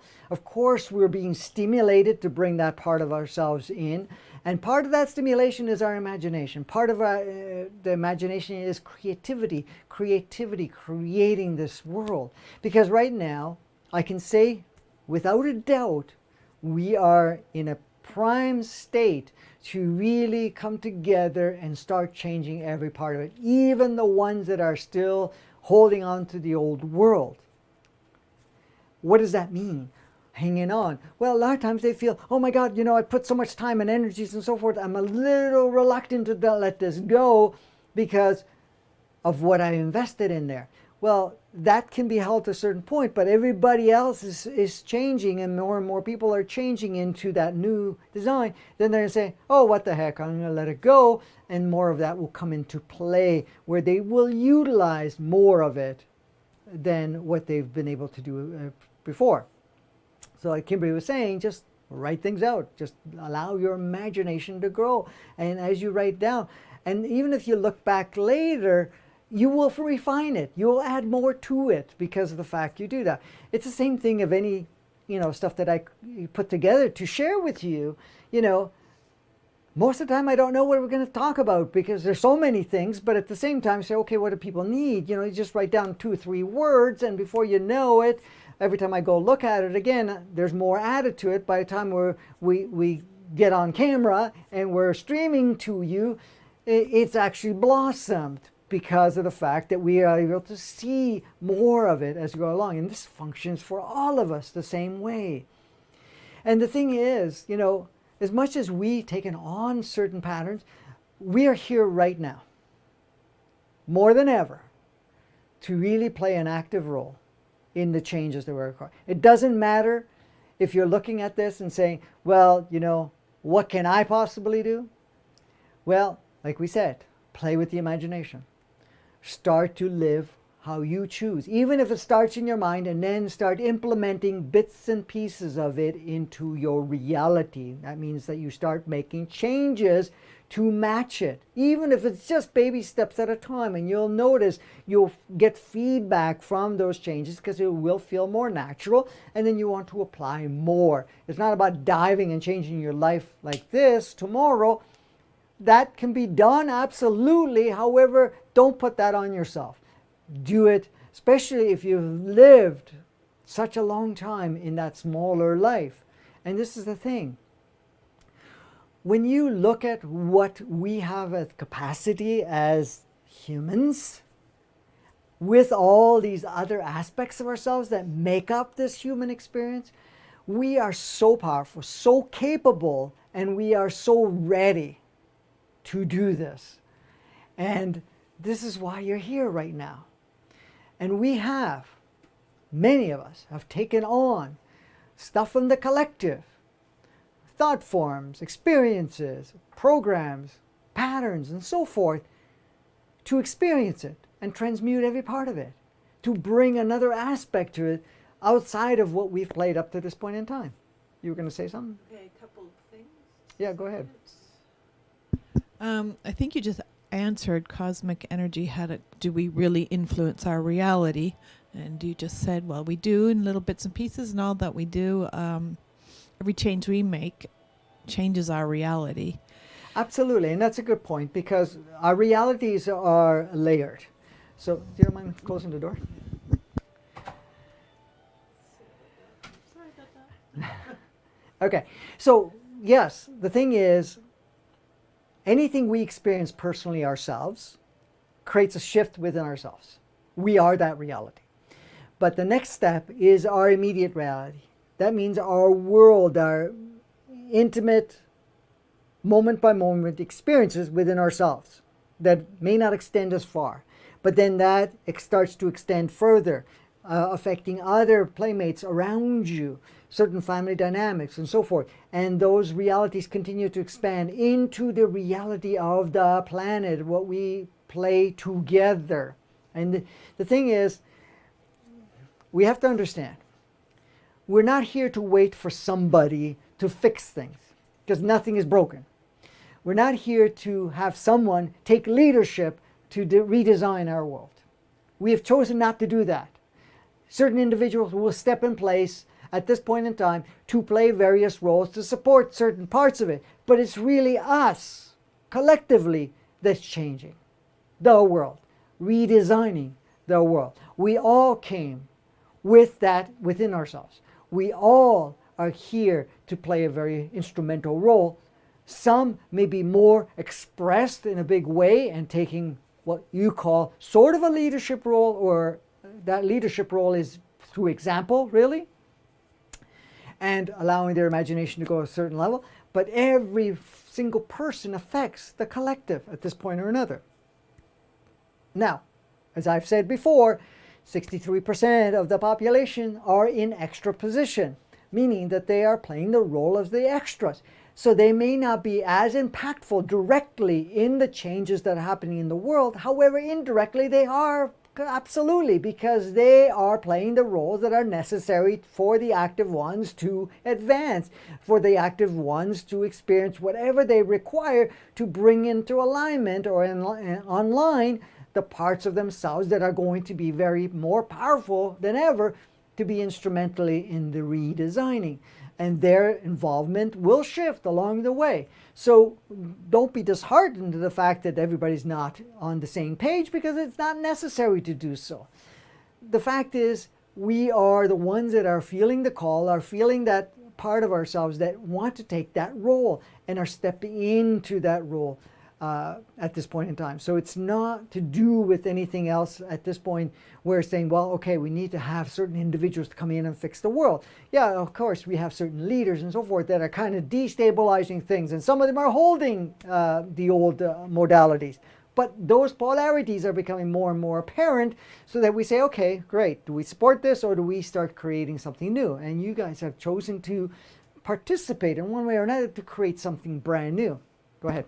I believe, again, you might have just answered this question. Savannah says, one thing I find disconcerting is when people I deeply respect and seem to be awake comply with the restrictions, masks, social distancing, etc. I find it more challenging to let go of the programs when others around me do not support my more creative, open viewpoint. When others share the worst case scenario and few support my of the charts ideas. I'm not sure if maybe that's, anyways, support her ideas. I'm assuming that's what that means. Could you speak to that? Every day I let my imagination go wild and I love it. No homelessness, on hunger, all seem as valuable and equal. Great. That's perfect. So the thing is, you choose not to comply to those games, as myself and others have chosen not to comply. You live your life. You be the example. Whoever follows, follows. Whoever doesn't, doesn't. And what you'll notice, and what I have noticed, is that making the choice of non-compliance, of playing the old game and seeing the game in a different way, that certain individuals that were so hardcore and stuck in compliance, spiritual or otherwise, that they start to loosen up and they start to drop some of the compliance. They start to shift from it. I've seen people that have been so hardcore, even in the family dynamics, going, you're crazy what you're doing and so forth. You're risking your life, blah, blah, blah, and all of that and so forth. And now noticing several months later, it's like they're dropping a lot of their so-called hardcore, locked up fear state and so forth, because they're noticing certain things now. And the fact that, the thing hasn't ended in a sense. So the point is, what you see within yourself, live it, experience it, be part of it. That is already an example. That is already breaking down a lot of the patterns. And the whole idea that we need support at this point in time, you're getting support. You're getting support where it really matters. And that means others, aspects of yourself that are relaying those understandings. But the thing is, relying on support from your immediate environment, that's not how it works. That is another way to stay stuck. The thing is, I don't need a reflection to confirm what I'm doing. You be that beam, you be the example, and then let the reflection adjust accordingly whenever it's ready. If you're going to always look in the mirror then and looking to see, the change is effective, then we're creating a reliance of that reflection. And what happens? It limits our capacity to experience life. So the point is, we go do what we need to do. We watch people running around with masks. We run around people that like the social distance. It's so interesting going for a walk down the street and where people just are crossing the street and moving away from each other like everybody's got the plague or whatever else. And you just stay humorous. You just walk your path, and if they choose to walk away, they choose to walk away. I'm not here to judge them. I let them do whatever they want to do. I'm not going to say anything. In fact, I don't even have a question. It's like, oh, very interesting. Even going through the park and so forth, and people, here are in nature, nurturing fresh air, sun, and so forth, and still covered up. Great, that's what you want to experience. Great, and the whole idea that the masks actually compromise your immune system, compromise your health, and put you more in a sustained, susceptible. Thank you, susceptible state of picking up whatever is going on. If that's the experience you want to have, go for it. Have a blast. You want to pass out because you have too much CO2 in your body and not enough oxygen? Hey, cool. Drop wherever you want to drop. It's your experience. It's your thing. You have no problems with it. Just let them do whatever it is. And a lot of people say, well, what happens to these people if they die and this and that? Well, nobody's going to die unless they already agreed upon. How they leave doesn't matter if it's going to be C-19 or if it's going to be accident, if it's going to be other ailments and so forth. And most of them, when they're labeled, are from other scenarios and situations, not from what they're labeling. And that doesn't matter. You just let them do whatever you need to do, but don't expect to have the world reflect so that you're on the right track. Hey, listen, I went through my journey of life. I had a very open perspective. A lot of stuff I'm sharing right now, I have known for a very long time as a kid. Okay. If I went and adjusted myself according to the reflection, meaning all the people that were around, what the collective was saying, what the media was saying, and so forth, I wouldn't be able to do what I do or have done all these years. In fact, it didn't matter what anybody said. I had that knowing within myself, and I still played my life accordingly. Yes, did I play some of the roles? Absolutely. But it was through experience and so forth, always with a level of consciousness around it. I didn't let that change me. And it didn't matter if I got, exiled or judged or anything of that nature. I stayed intact with my consciousness. I stayed intact. This is what I know. This is what I live. This is how I experience it. And this is how I help people. And when I say help people, assist them to realize themselves and to realize that most of what they've accepted as a way of life is an optional acceptance, that there is much more than that. Even when I was doing sessions, when I started doing it some 35 years now, maybe a little more than that. But anyway, since I started 35 years ago, maybe I didn't go as far as I go now or have gone up to a while ago. However, I had no judgment about whatever experience. And I heard a lot. I saw a lot and so forth with people. But I always brought them through the neutrality to be able to see their life stream as an experience and how to be able to create shifts in themselves. I did not polarize any of it, right, wrong, good, bad. Didn't put any focus on that. It was not absolutely unnecessary to do so. And that's how I did it. It didn't matter if anybody said, "Oh, you crazy? Why are you saying that?" When, those other people were wrong, and that they were, they should be, going through these emotional things because of certain things that played out. And I go, yeah, those things played out, but it's optional how we want to experience it. And if they want to experience it, that's great, but at least I'm going to show them that they have another option. And if they feel drawn to that, that's great. But the same thing of raising kids and whatever else. I had 2 kids and so forth. I did everything totally different in that regards. And, the parenting role was very different in how it played out. Even the choices we made that now more parents are doing. But in those days, back in almost 38 years ago, and so forth, I'm aging myself as we go along by just talking about it. But at that point in time, some of the things that people are challenging now, I was challenging then. The whole vaccine thing and so forth. We're talking 38 years ago.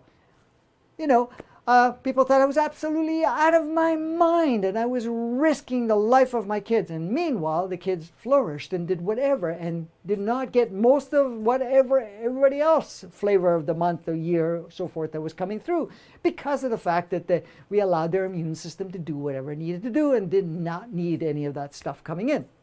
So my point to this is that I did not depend on the reflection of people saying, oh, you're on the right path. In fact, when I heard them say, oh, you're totally crazy, then I knew I was on the right path. Not that I needed that, but at the same time, it's like, yeah, okay, you're seeing what you're seeing. I see it totally different because I see many layers of it. I see how it operates. And I could see that you're caught up in the program and so forth. And yes, like I said, I've taken on some of the programs to have the experience and so forth. And sometimes I felt like it's like, oh, okay, I need to get into this if I want to dance this game so I have the understanding. However, at the same time, there was always that part of it. So I never waited for the reflection to confirm. I lived what I lived, okay? And yeah, did I have what you could call labeled as a life that, exemplary? Yeah, exemplary. Okay, thank you. I lived the life I lived as an example or whatever it is. But I didn't do it for me. I did it for all aspects of me, being all of you guys. We lived this life. Came here to experience it. Let's experience it. Let's play with whatever we need to play. Yes, my focus has been more on assisting and supporting people through their journey and so forth, instead of, the other parts of the experiences.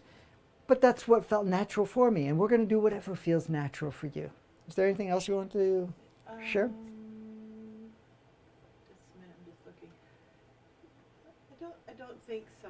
Okay, so at this point, what we're looking at is we are in the redesigning of ourselves, and I've said this many times through the various episodes and so forth.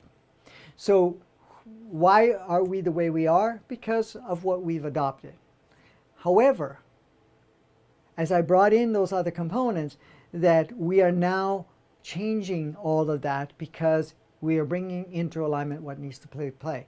So the whole idea of all the systems, including the medical systems and so forth, are going through a stage of transformation. It's going to have to go because it's not going to match. You're not going to have a medical system that flourishes in your compromisation, doesn't flourish because, again, you look at it. Not to play with money all the time, but look at how many ways we've created restrictions and dependency because of money. Look at that. We need to bring a new invention in place. It doesn't come into place because it's not monetary support and the fact that it will collapse other structures until it gets to the point where it's no longer sustainable, and that usually is way too late. So the whole thing is like, if you take the medical system, what is the main focus on it? Is the focus for the well-being of humanity in supporting the physical existence, the physical operating system, or is it in fact a system that supports this monetary system or supports where we create a dependency and so forth? So you're going to notice these things as you're going along and you're going to make adjustments, and that's what we're doing right now. So every part of it, the destabilization is not to create fear. Yes, the ego will say we have to be afraid. The mainstream media is going to say we have to be afraid. And many of the so-called labeled, self-labeled or collectively labeled experts are saying, oh my goodness, you can't do this unless that or whatever it is, or that the world's going to end? No way. We're the ones that decide if we want to go down that path. You know, here we are in this abundant capacities to create a life of flourishing instead of surviving.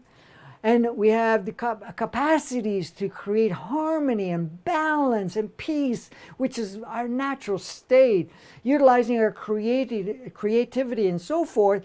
And the question comes in, are we going to use our old systems to negate all of that, limit all of that, so that we still play the old game? That's the question we have to ask yourself. Are we going to do that? Are we going to give power to that part? Yes, we have for the longest time. But now, is it really? So when somebody says, what's going to happen to the world? Well, it's up to us what we want to do. I mean, it doesn't serve us to go into a self-demising, self-destruct world. However, we're going to bring it to the point where it brings that saturation point, and then we can change it very quickly. Because the same way we can pull anything out of thin air, we can pull every part of anything.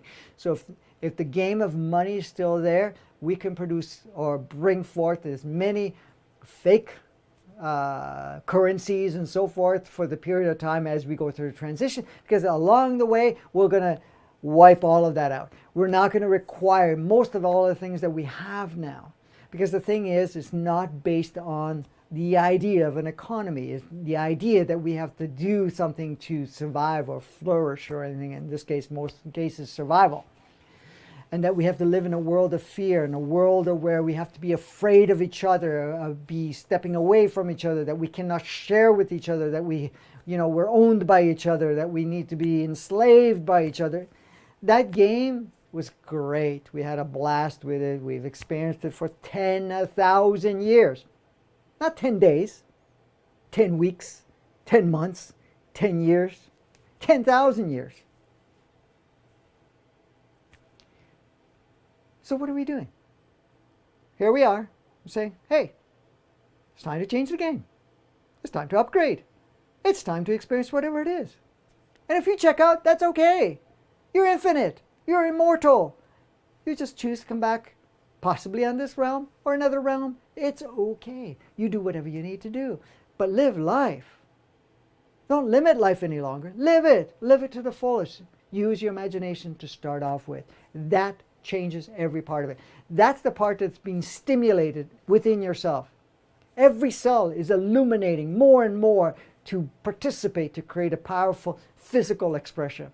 Your human entity is getting excited to bring every part of its experiences and to experience something new, create something new, to express itself in a new way. Same thing with your soul, bringing multidimensional experiences and say, okay, how much of it now can I plug into this experience? And the mind being the powerful computer that's connected to everything that exists on this earth plane, saying, how can I best serve to create this beautiful expanded environment, accessing also other souls, other aspects of ourselves and so forth, and also accessing source essence.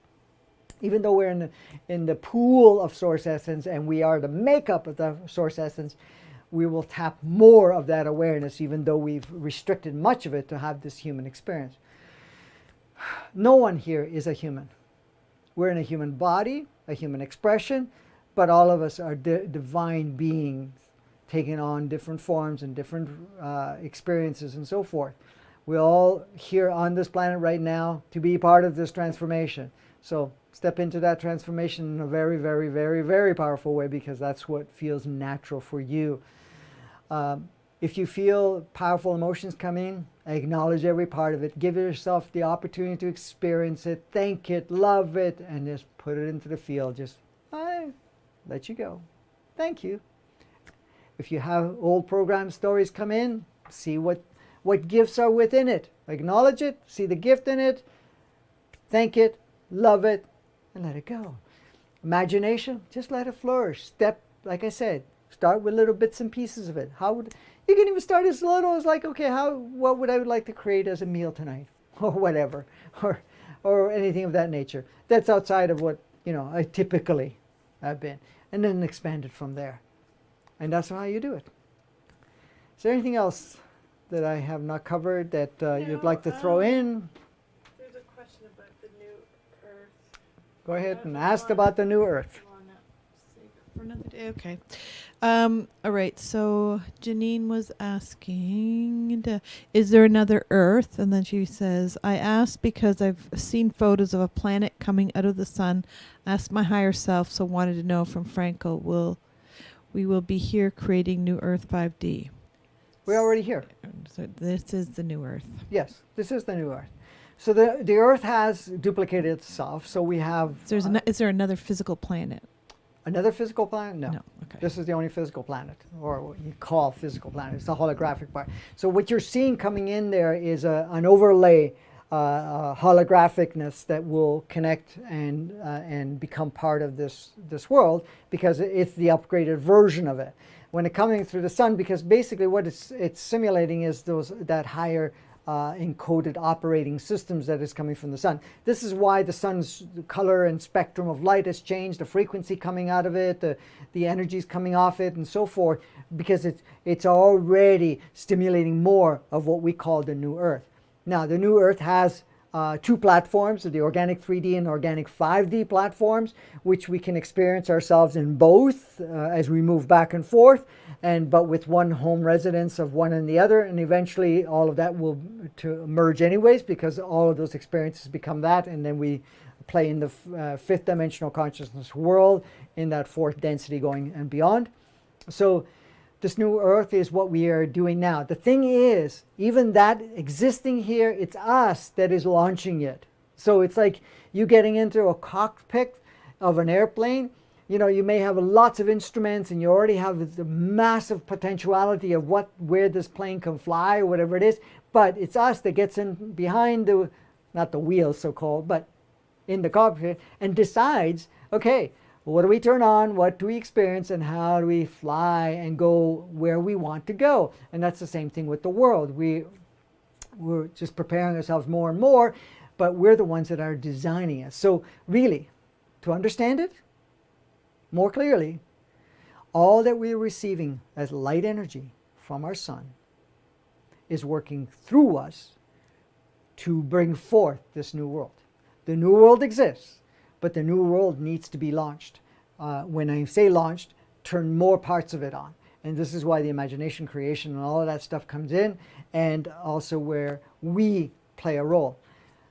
It doesn't matter if you know, a lot of people talk about, oh, you know, the Galactic Federation, this and that, all the different beings that are working with us and so forth. They're not creating our new world. They're allowing us to do what we need to do. They're only stimulating, assisting us at points in time just to kind of get things going, to bring us back into alignment, but they're not changing the experience, because we are the ones that are bringing it forth, not anybody else, not other aspects of ourselves, not, you know, being this. So the Earth itself is already emanating fifth dimensional consciousness, okay, with also the spectrum of that other part of the organic 5D and organic 3D, you know, and even though they're overlaid and they look like they're intertwined, but it's really two aspects of it within each other. So they're in the two frequency bands. So let me just, maybe I can make a point. So you have the 3D, or we're talking organic 3D and organic 5D. So what are we looking at right now is that these are two platforms.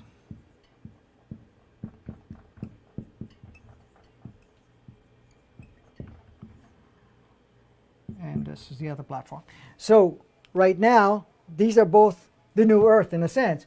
So depending on the frequency that we're operating in our state of consciousness, so we're either in this platform or that platform. You can visit one and the other as necessary and beneficial, but one of them is going to be your home base, and eventually these two platforms will all merge, so that basically the vibration of this will come closer and closer into fifth dimensional consciousness. The only reason that exists, and I say organic because a lot of people talk about, you know, oh, we're going from 3D to 5D. Well, that 3D that they're referring to was never the true 3D that we call organic 3D, the true design, third dimensional consciousness. It was the inverted 3D and also the 2D. That's what we shifted from. So we're shifting from the inverted 3D and 2D into organic 3D and organic 5D. And that's already occurred. And we are playing within that. And when we talk about, stepping out of the matrix, okay, we're talking about the inverted matrix, the matrix that was in reverse, where everything worked in reverse. And the example of that exists on the whole plane. Everything that we see on the planet that has been designed, and this is one of the things that we're changing, is all the systems that exist right now, including what we are talking about, the financial, the medical, the educational system, the governmental, all of this stuff, and also the companies and different ways of doing things were all designed in this inverted matrix. It's about survival, not flourishing. It's about polarity, not, harmonious balance and all of that stuff. So that was all in the inverted matrix that stimulated inverted 3D and inverted 2D. So the stepping out of the matrix was stepping out of the inverted matrix, which we have from a projection view, and now we're in an organic matrix because matrices are required. That's an operating system that sustains what looks like a planet, because every planet has one. But every planet, at the point, the matrices are constantly upgraded, where the inverted matrix was upgraded in a different way, where it actually continued to accentuate not only polarity, separation, and so forth, but everything backwards.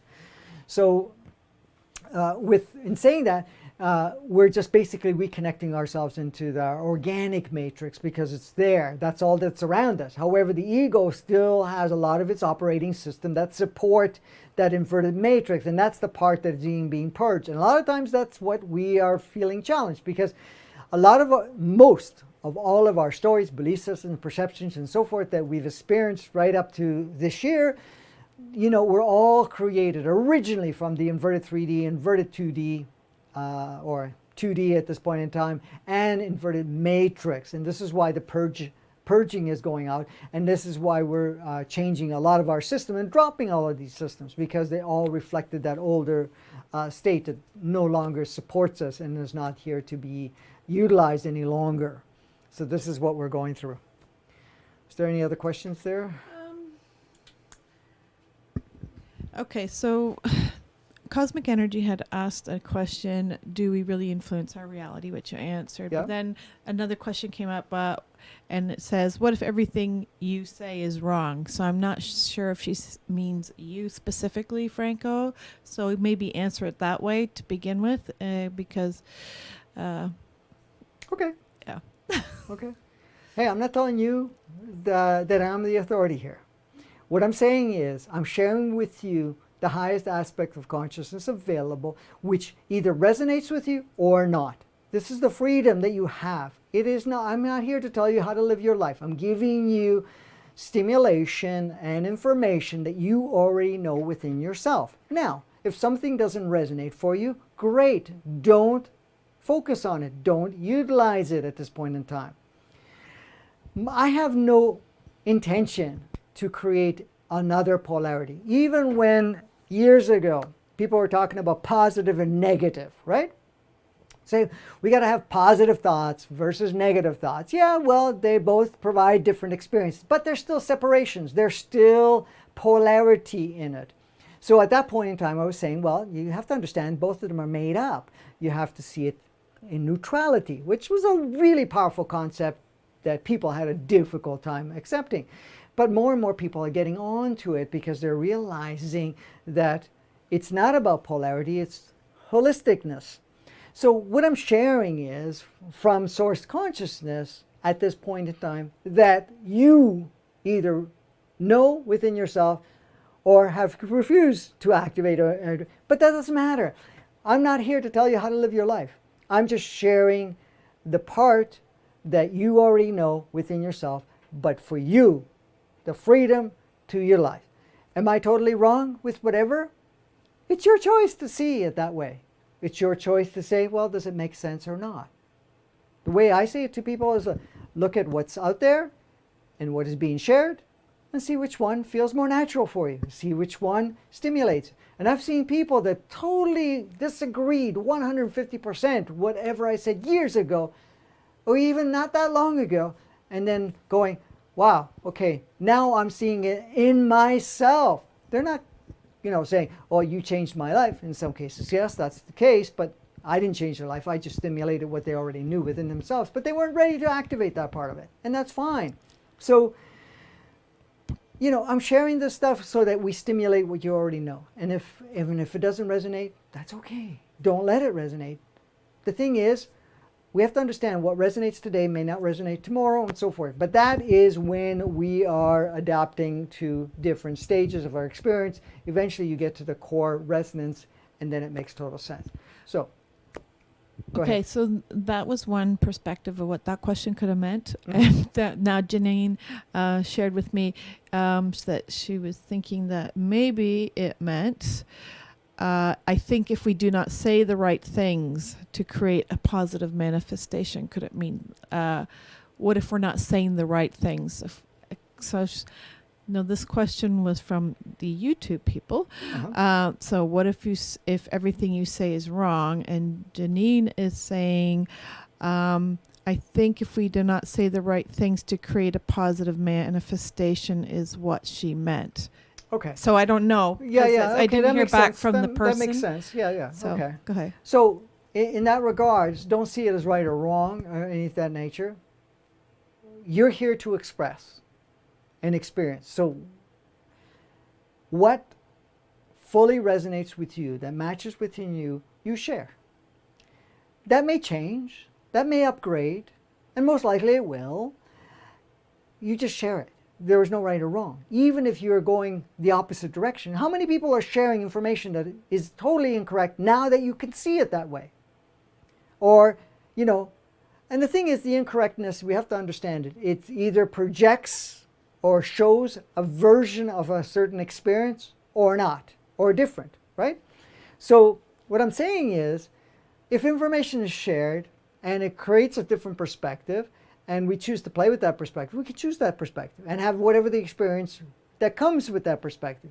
But eventually that perspective will change, because in that case, it doesn't support you any longer. So for you, use your imagination, no matter what that may be. So see the world the way you see it within yourself. That is only, remember, we're all a piece of the puzzle. So even any part of it, because when you're looking at the 7.7, almost 7.8 billion people on the planet, everybody has different ways of looking at it. The majority is still playing the inverted matrix, inverted 3D, 2D state of being, even though it's not being stimulated and projected, but the ego mind is holding on to it and playing it out, and because of a lot of the systems that reinforce it, we're still playing it out. However, that energy, that level of thought, that focus is not supported.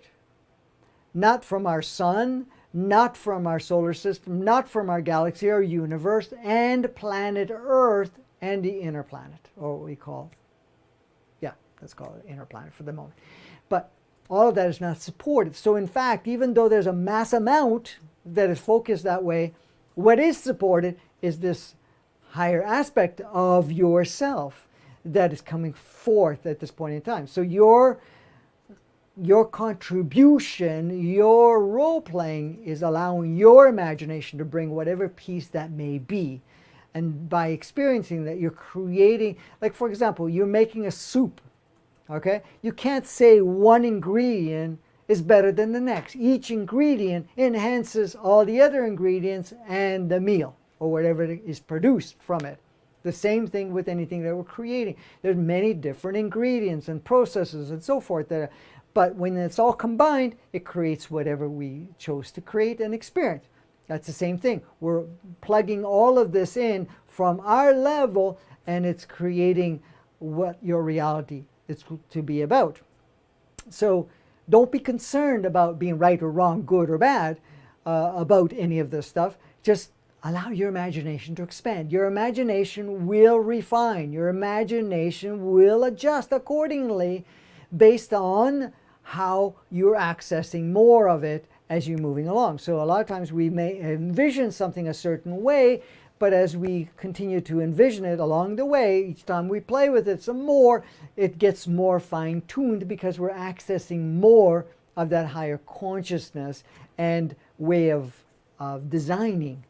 So it's like an engineer, you know, they'll design something and they're testing it, and then they'll notice, well, you know, it brought us up to this far. Now we need to look at a possible solution or a possible implementation that will enhance further what we're trying to design. Or in fact that you'll notice, well, this design's not going to work. However, now we have an idea that this may not be the answer. We may have to look at it a different way. But from that experience, you're able to apply some of that experience to the new design. And this is the same thing with your life. You know, be open to let that come through. You know, a lot of times we get all bound up, and the ego loves to project this, is that we got to get everything, you know, perfect from the aspect of that higher state of consciousness. But the thing is that can become a very powerful distraction and disheartening component. But, you know, again, you'll notice at some point you may not want to give any power to that. But you have the choice right now to say, well, am I going to support that or not? Am I going to give myself the opportunity to say, okay, right now, based on my consciousness, based on everything I've seen and what I've been feeling within myself, I'm going to see myself experiencing that. The other thing I wanted to throw into it too, many of us are from other planets and have pretty good recollection of different planets. And this is from the aspect from the souls. So you will have the opportunity to apply some of those experiences from those other planets, not to replicate it in any way or not, but the experiences that you've learned and what the possibilities. Like I've used the example in the past where, you know, if you live in one town for all your life, you're exposed to whatever the town is. Yes, you may be exposed to what the media has to offer and so forth, which can be a skewed version of it or whatever it is, or the fact that what other people tell you. However, when you travel abroad and you go and experience yourself in different parts of the world, you get different ideas. You get also more exposure, and then you can choose what you want to implement when you go home, or what you call home at that point in time. So and it's the same thing with the soul's aspect, because it goes on different planets, have different experiences, and it becomes very enriched in all the possibilities, or many more possibilities, that are outside the planetary current game, and that is being brought into the mix. So some of your imagination may involve what you're bringing in from other dimensional expressions, other planets, other solar systems, from other physical representations, being in other forms and so forth, or even being in non-form and playing various roles. So you're bringing all of that into play. Is there anything else? Okay. So don't be concerned while you're scanned. Don't be concerned about the rights and wrongs about your imagination, the rights and wrongs of what you create. A positive world, okay, for example, if you are envisioning a world and it creates fear, then you know that it's still from an old dynamics. If you are experiencing fear, you can even check and say, okay, do I have a program of belief, an idea that makes me, what do you call, respond in fear, for example. A fear of a loss, a fear of whatever it is. So when you're creating this world in your mind, you will be able to see if it creates fear, if it creates uncomfortableness and so forth. You can look at it and say, well, am I uncomfortable because it's new? Or is it uncomfortable because it's quite not what exactly I choose to express or see my world? And then just tweak it along the way. You just keep experimenting with it, because you see how much more you'll be able to tap. Remember, we're connected to a whole narrow chain links, what we call strands of consciousness, strands of energies and so forth with everybody on the planet, but also it goes on further and further and further.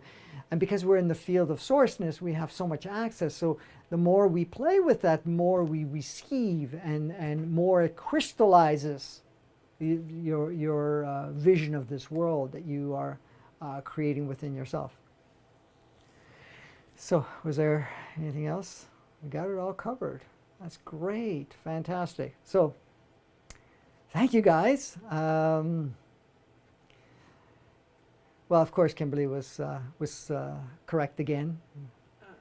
Was I? Yes, you were. Can we mark that down on the calendar somewhere? Mark that on the calendar. Yeah, Maybe that put Kimberly it was on correct. a billboard or whatever it is that Kimberly was correct again. Of course, I play with her before we get on, and I said, okay, this is only going to be a 15-minute conversation today, maybe 20 stretched. And of course, she rolls her eyes and said, yeah, right. Knows better. But knows better at this point in time. So yes, here we are at 2-hour mark. So a lot of times you think, okay, there's not that much to talk about it. But as we go along, it expands. It expands because that's what you are activating. So what is being shared is what you want to hear, what your higher self is saying to you. And you have the opportunity to utilize any and all parts of it in any way you choose. So thanks again for this beautiful connection and for this opportunity to play together and to expand ourselves, to step out of our old versions of ourselves, and to give us the opportunity to go even further in a powerful way. We will be back next Tuesday with another live stream. And we are hard and fast getting the podcast part launched. And I know I've been saying this for a while. I'm not here to There really will be a podcast. There will be a podcast that will run several days a week, which is getting closer and closer.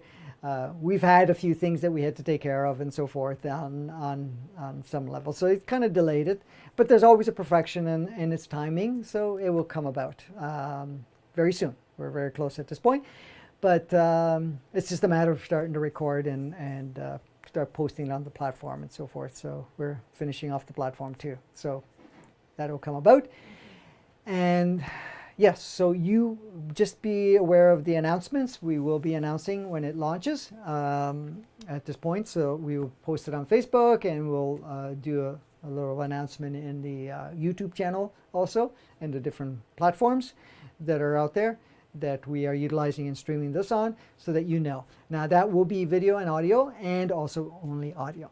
So we have a channel that we're setting up, and that will be for the podcast, and on YouTube, of course, and then we'll have that also on Vimeo, and of course that will be available on LinkedIn and Twitter and so forth. But we're also putting it on the audio platforms, which will be iTunes and all that other stuff. So that's all coming into play right now. So because we wanted to launch it all at once and prepare certain things, and we had to get some technologies, which we've got resolved. They just have to kind of tweak it here and there. But we've got all of that worked out at this point. So it's a matter of sitting in front of the camera and start recording it, and that'll become available shortly. And thank you for your contributions, your support. It is greatly appreciated. It helps us to create more content. It helps us to take care of all the things, and we can spend the time focusing on the content and all the other stuff that is associated with it. If you missed on the last workshop that we did, it's in the description, and it's also available in the comments section that I've applied. That would apply more on Facebook. I don't think I have it in the comments section in YouTube or Vimeo, but it is in the body of the description below. With that, there's also a link if you'd like to support us further. If it resonates with you and you'd like to support us, it's more than welcome, and it's very appreciative. It helps us in a big way, and it helps us to stay focused on the things that we need to do. And if you haven't registered, we're going to also put on there a direct link to be able to register for the community, which gives you the opportunity to get emails with various announcements of things that are coming out. We don't spam you. We don't bug you on a constant basis like most other services do. We only give you updates time to time. We already have a email service which people do receive information on different events, different things that we are doing, including a show. And tomorrow night, if you're available, this is Wednesday at 4 p.m., where I'm also doing another show with Todd Medina on zoology, and we get to play some more and get to share some more. So yes, thank you again. Is there anything else you wanted to? You said I was going to say you're going to be on Todd tomorrow. Todd, okay, yes. So we'll be on Todd Medina show tomorrow night. At And 4. 4 p.m. Eastern time, so wherever that works along the way. And there's a summit that's launching on the 13th, I think, the 13th. We've already posted it on Facebook. I will post it some more to let you know. There's about 20 speakers, including myself, that are going to be providing different talks about different topics, and in the summit. And there's also free gifts that are given, and one of the free gifts that we're offering is a mini course sort of thing, which has a combination of 8 or 9 different videos with different information to help you kind of utilize as part of your experience. So share it far and wide. Just check it on the Facebook page. I will again try to refresh it and bring it up further so that you will see it. That's coming in on the, and I think we have a launch on the 11th, which is this Saturday, where we are doing sort of a gathering. So I'll post that also at this point along the way. So thank you again. Go out and play, have a blast, and create some more amazing creations through you.